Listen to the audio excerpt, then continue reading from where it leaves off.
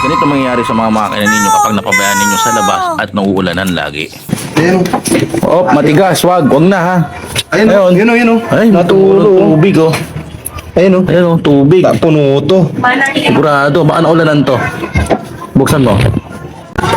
Uy, ayun.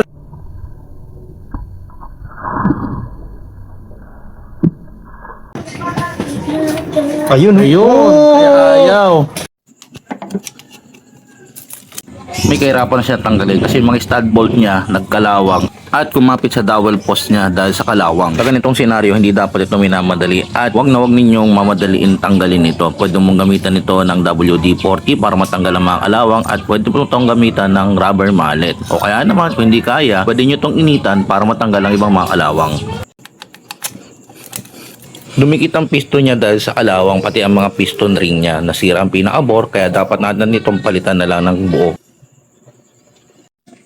Etong pinaka-bore niya, nasira na, nagasgas na, sobrang tagal na. Although luma na rin eh. At ito yung pinaka-piston niya. Bumili tayo ng isang buong piston kasama yung piston, yung pinaka-bore niya at piston with ring, isang set na. At syempre dahil luma na to, ang problema dito, lost thread na to. Malaki na yung thread. Iba na yung pinaka-spark plug niya na thread. Babalikan natin sa standard yan. Dahil luma na rin at puro sira na rin, palitan din natin yan.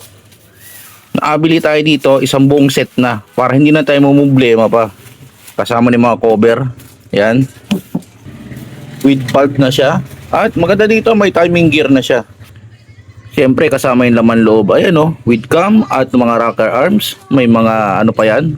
Laman loob, literal na ilalagay nyo na lang. Kompleto na, sambuo na. At siyempre ito, lagay natin dito. Para wala na tayong problema. Mas maganda, bago kasi dahil matagal na to at nasira na, palitan natin ng mga bago yan.